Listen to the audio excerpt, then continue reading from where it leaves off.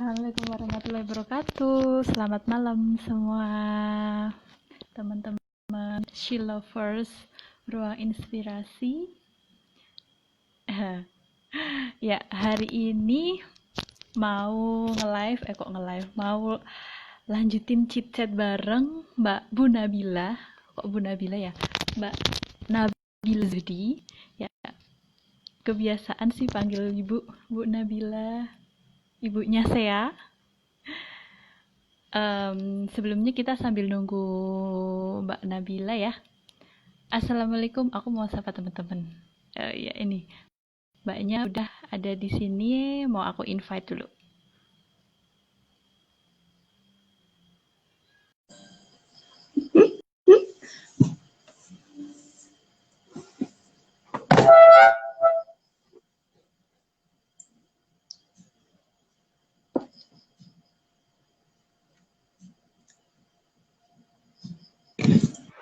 Wah, aduh, lucu banget ini. Mbak Nabilanya nanya, ini gimana caranya nge-live? Gimana dong?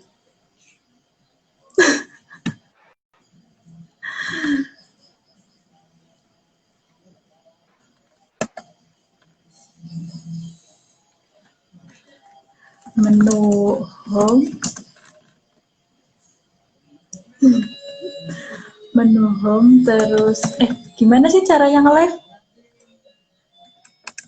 Di story ya? Di story.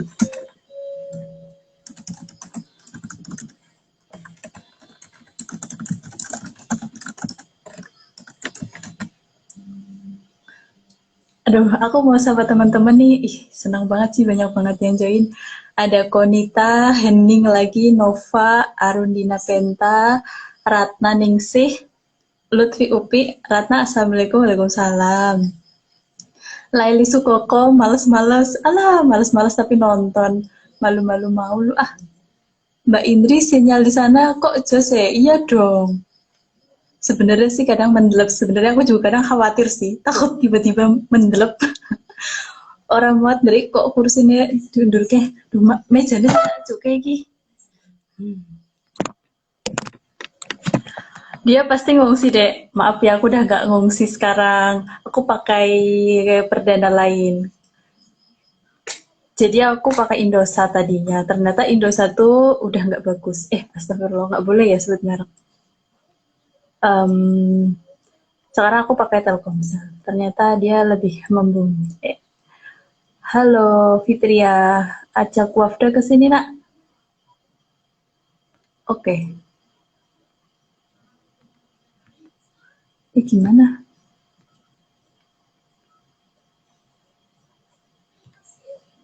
Aku udah invite Bu Nabil.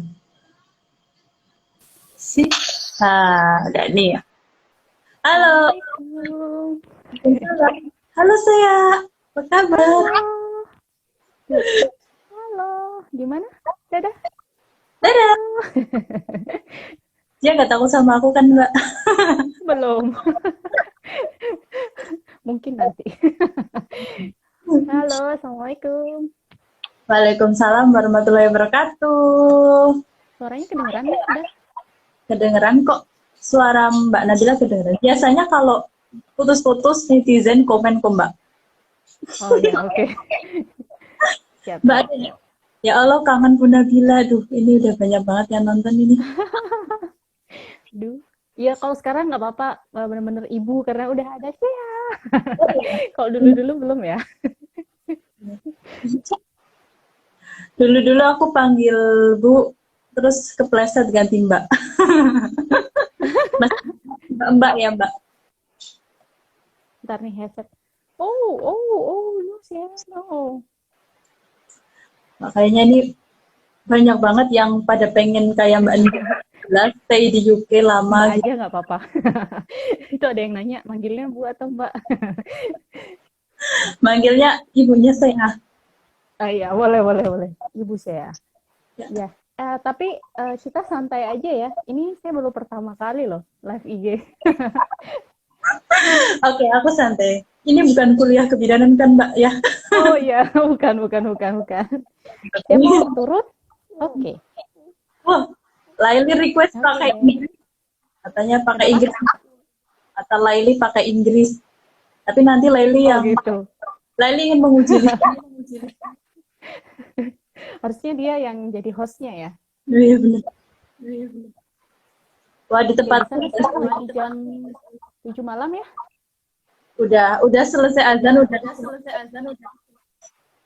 Oh iya, alhamdulillah. Di sini soalnya masih terang, masih jam 1 siang. Iya, Suaranya beda 6 jam. Udah kedengeran? Udah? suara Oke? Udah oke belum? oke sih.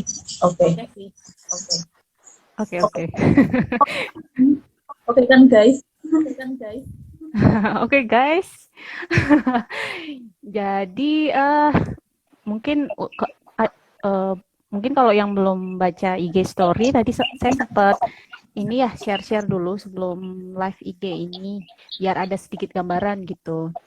Ya. Soalnya takutnya nanti mau nanya apa gitu kan. Jadi Benar-benar. kasih sedikit gambaran. Tapi mungkin kalau yang belum sempat baca, mungkin kesempatan ini saya mau sedikit share aja. Jadi santai ya. Share tentang sistem kesehatan anak di UK, di Inggris. Karena kebetulan kami sekarang lagi tinggal di Edinburgh. Udah pernah dengar nggak sih Edinburgh? Dengar pernah. Iya, mungkin kalau yang lebih terkenal kan kalau di UK paling London gitu ya.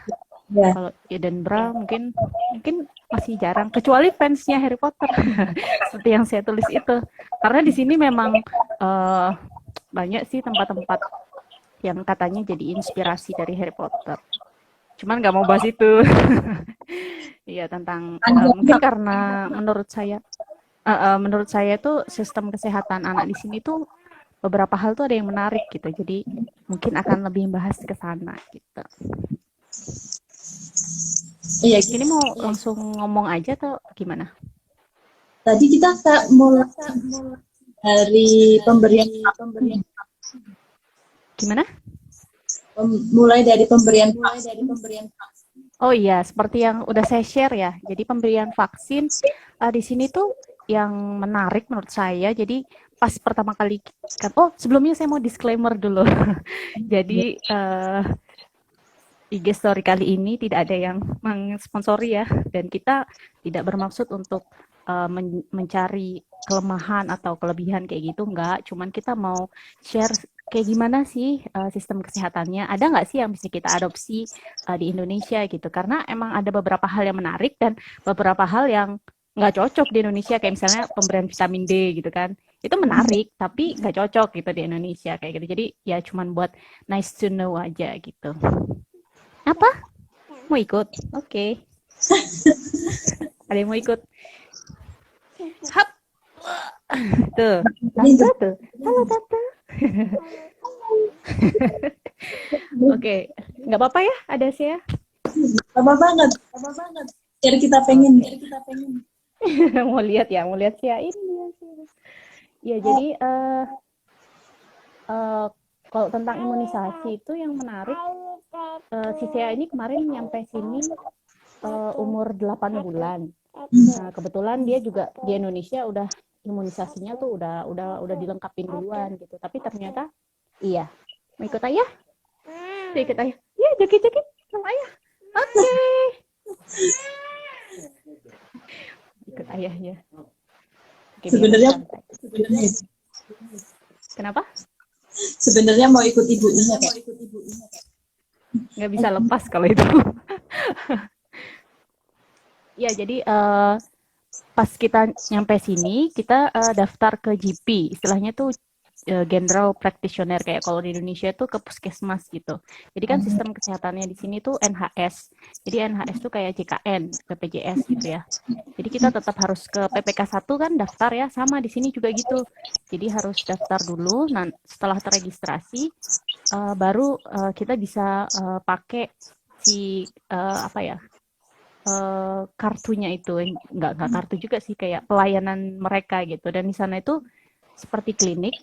Kalau menurut saya itu sama sih kayak puskesmas, cuman ya klinik, ada dokter, beberapa dokter, ada nurse juga, ada midwife, cuman nggak ada dentist.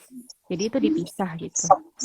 Terus pas 8 bulan saya itu pertama kali imunisasi itu di sini umur 13 bulan. Jadi kita dapat surat. Mana ya suratnya? Jadi dapat surat. Jadi si NHS itu kirimin surat ke orang tua, ya surat kayak surat gitu dari NHS. Jadi kita dapat surat, di situ dijelaskan saya ini harusnya dapat imunisasi apa gitu pada umur segitu. Kalau di UK kan dimulainya imunisasi itu 2 minggu, 8 minggu, 2 bulan. Kalau di Indonesia kan dari awal ya, begitu lahir HB0 itu kan dapat, terus juga BCG. Cuman kalau di sini karena nggak ada BCG itu mungkin, jadi imunisasi baru umur 8 minggu atau 2 bulan. Jadi 8 weeks, iya 8 minggu ya, 2 bulan, baru 2 bulan karena memang BCG nggak ada gitu. Jadi di sini kalau yang bisa dapat BCG itu yang beresiko aja gitu. Jadi misalnya cross marriage ya, jadi nikah orang Asia sama orang sini misalnya kayak gitu. Jadi misalnya si ibunya ini orang Asia. Nah, ada kemungkinan kan dia akan pulang ke negaranya atau orang dari negaranya misalnya kakek neneknya datang gitu kan. Jadi itu dianggap sebagai keluarga yang beresiko. Apalagi kalau negara Asianya itu adalah negara-negara yang punya tingkat TB yang tinggi gitu. Kayak misalnya Indonesia. Makanya pas kemarin kita apply visa, salah satu syaratnya itu harus tes bebas TB, rongsen lah segala macem gitu. Memang benar-benar nggak boleh nggak boleh ada, biar nggak menularin gitu ya kali. jadi kayak gitu. Jadi pengalaman teman kemarin lahiran di sini, akhirnya dia karena dia orang Filipina, akhirnya dia cari BCG sampai keluar kota. Jadi nyari klinik yang nyediakan imunisasi BCG itu, karena nggak semua nyediain di sini karena memang nggak wajib gitu. Yang wajib itu ya yang mungkin udah baca ya di story, jadi yang 6-in-1 itu DPT, HB, dan yang beda lagi itu si MenB ya, kita di Indonesia nggak wajib ya jadi imunisasi tambahan untuk meningitis itu. Terus PCV sama rotavirus, MMR masih wajib ya. Rotavirus sama PCV itu masih tambahan kalau di Indonesia. Kalau di sini termasuk yang wajib gitu. Jadi palingan itu sih yang membedakan imunisasi di sini sama di sana. Terus juga kenapa? Aku agak domba ya Mbak. Kenapa? Ngomong-ngomong ya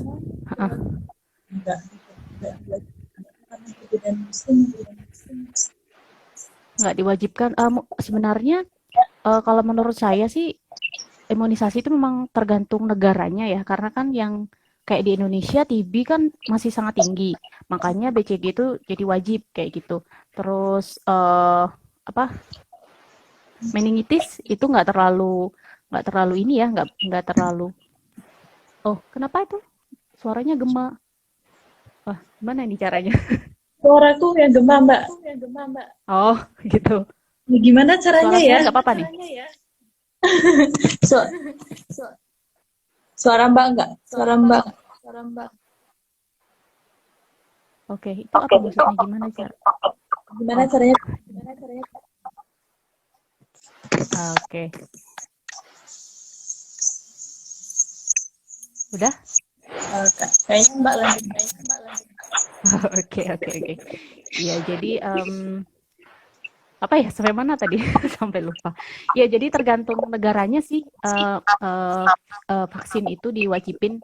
Tapi kalau yang kayak dasar kayak DPT, HB, polio, itu semua ini apa namanya wajib ya di semua negara, kayaknya sama kayak di Indonesia juga. Sama sih 3 kali kayak gitu. Terus jedanya itu semua hampir sama sih. Cuman bedanya paling di beberapa kayak PCV, MenB terus rotavirus itu yang di Indonesia itu nggak wajib, kalau di sini itu wajib, dan itu lumayan mahal di Indonesia. Kemarin saya sudah diimunisasi kan di Indonesia, nah itu lumayan mahal.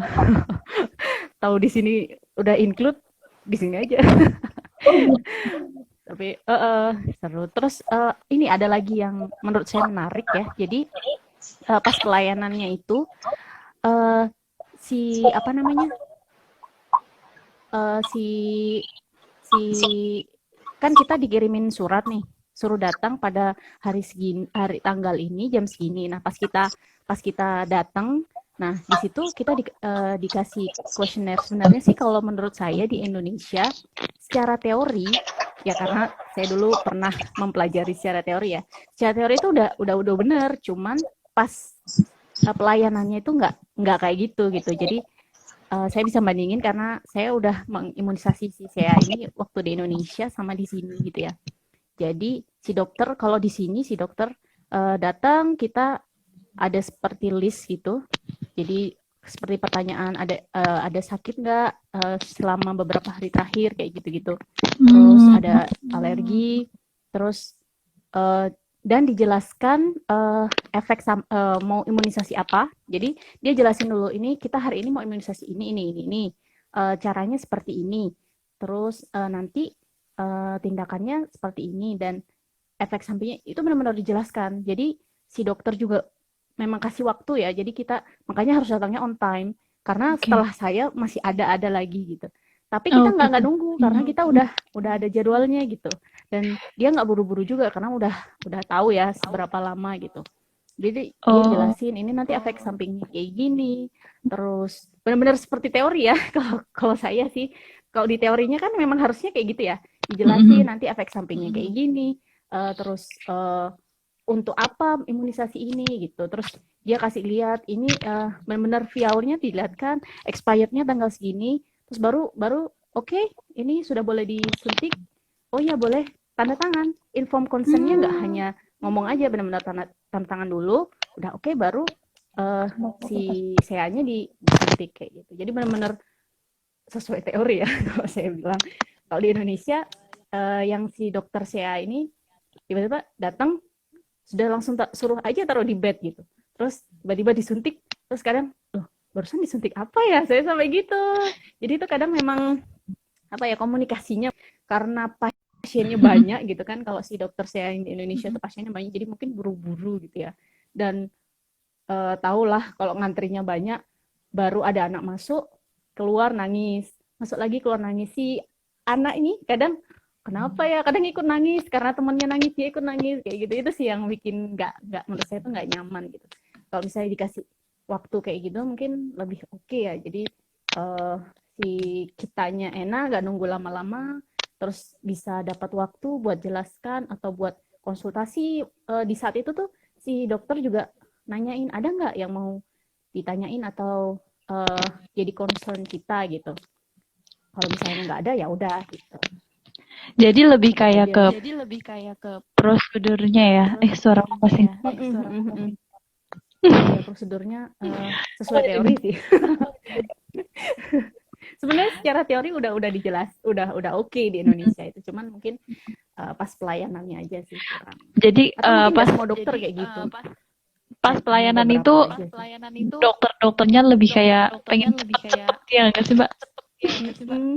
Iya sih kalau di Indonesia, karena ya itu tadi pasiennya banyak, dia harus segera gitu ya, kayak buru-buru gitu. Jadi ya gitulah. Tapi ya nggak nyalain juga, mungkin karena memang prosedurnya sudah kayak gitu, atau mungkin di dokter lain enggak, kebetulan di dokter yang yang di Indonesia itu kayak gitu.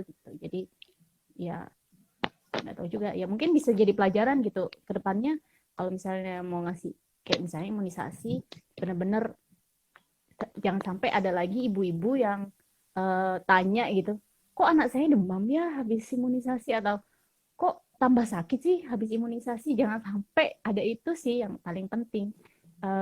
Tujuan dari komunikasi yang baiknya itu sih. Jadi dijelaskan benar-benar biar nggak ada lagi pertanyaan kayak gitu. Itu sih, itu tentang imunisasi di sini yang seru. Jadi kerasa banget ya Mbak bedanya ya Mbak.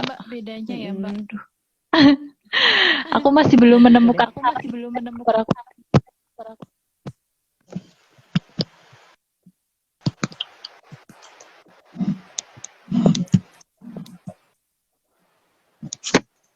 Apa ini?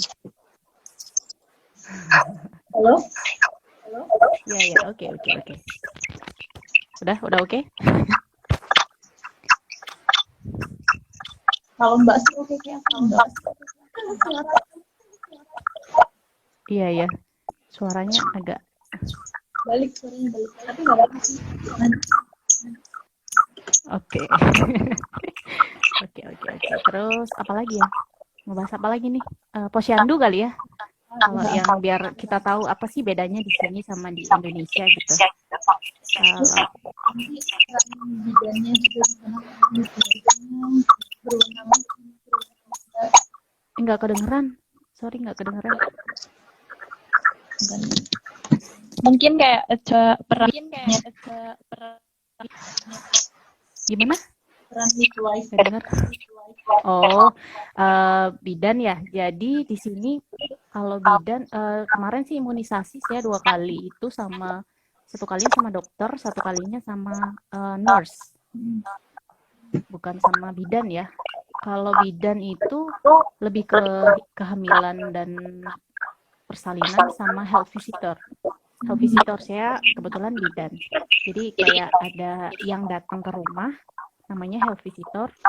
Mereka ngecek tumbuh kembang si anak itu. Nah itu ada tim. Jadi ada dokter, ada perawat, ada bidan kayak gitu. Mbak, Itu kenapa lagi tuh? Ada yang suaranya Mbak Indri gema. Aku cuma satu.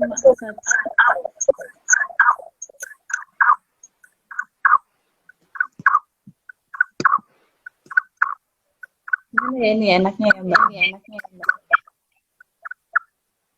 Udah pakai headset kan? Biasanya sih kalau agak susah gitu headsetnya sih. Masnya di off dulu ya Mbak ya? Oh gitu ya. Ayo, oke. Terus mulai lagi ya. Oke. Dulu ya. Oke.